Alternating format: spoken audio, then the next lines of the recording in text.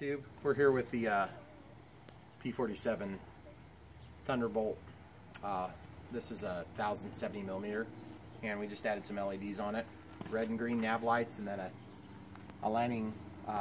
This actually be an assistant light to see the tail dragger, but when I'm flying with just the nav lights, it really helps to have an extra white one. And I also did the Corsair, but we're going to do a video of this flying real quick, and then we'll get a video of the Corsair. Okay. Guys, I got my flight time set to 5 minutes, but I could probably do a little better on this since I'm running a 45C 3S 2200 milliamp. And these are spring-loaded landing gear. This is Horizon Hobby. I think it's an E-Flight. Got my takeoff flaps engaged.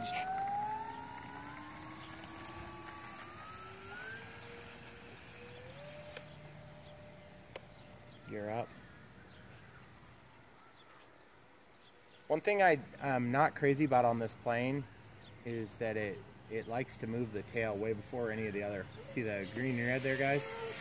And then there's the tail lights, white.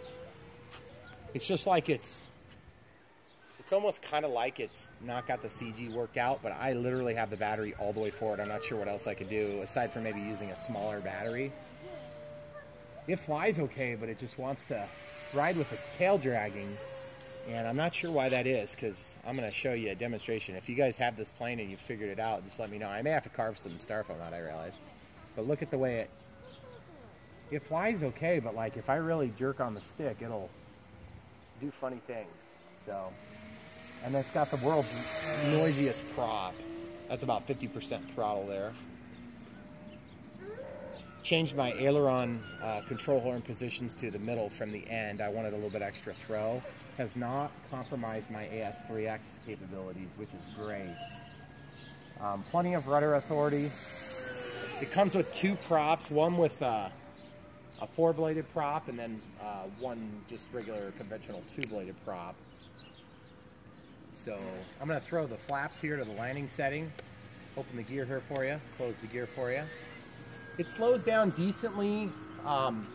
I would say probably nothing like the Corsair. The Corsair, geez, you can bring it to like 10% of its flying speed, it seems like. It sure slows down good. It just doesn't slow down as good.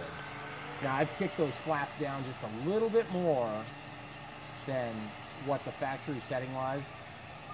Just for the simple fact that I like to be able to slow these planes down a lot, even though I like to be able to fly them fast. So, we're going to probably cut our flight time short just a touch. But guys, like, look at the control on this. This plane has been really easy to fly from day one, but it's just not quite as easy as flying the Corsair. So, look at that beautiful, beautiful flight. And then sunset. Guys, do a stall turn there.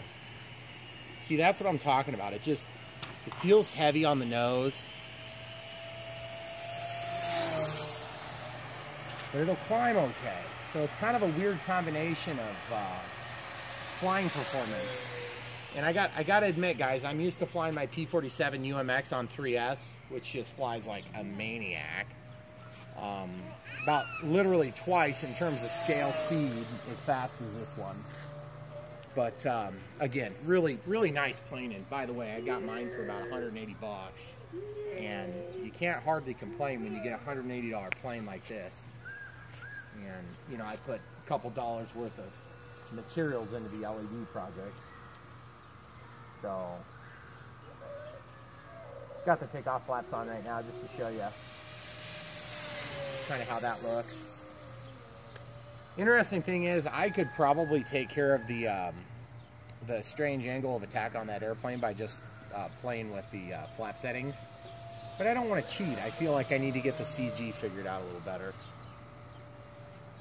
Rolls really good, plenty of roll authority. I do have a little bit of expo turned on, but it's like 15%. It's just like nothing. Of course, they say in the manual you don't need it because of the AS3X. I'm going to go ahead and take a landing here. I'm at a minute warning.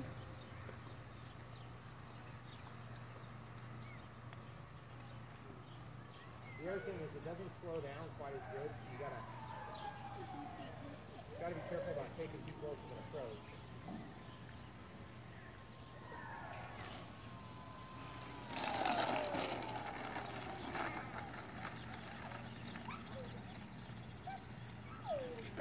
Oh, you would do it.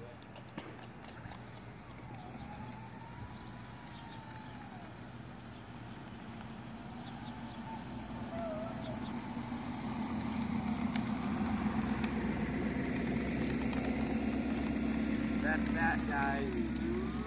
Beautiful plane. Throttle cuts on. If you guys want to do this project, I'm going to show you one thing real quick about the way I did it. The other thing is, a couple of these warbirds are they're difficult to pick up because you grab right into the wheel well. It's very thin right there. What I did was I take a drill and I actually cut out the hole for my LED, which is square and very shallow. And then I bring it into this cavity and I just pull this tape back and I actually tap into the servo wires for the positive and negative. So I'm actually taking a little bit of my control circuit voltage, which is nice because you can use smaller resistors and you get a brighter light that runs cooler because you're not running them at 12 volts with basically a voltage divider on your resistor, which is the way I used to do it. So also these spring-loaded wheels really allow them to bend and flex in funny ways. But beautiful flying plane still. Not the best one I've got, obviously, but you know, it's over $100 cheaper than that and still looks every bit as pretty. So anyway, thanks for watching, guys. We're going to do the F4U Corsair 1.2 meter next, the Marines scheme. So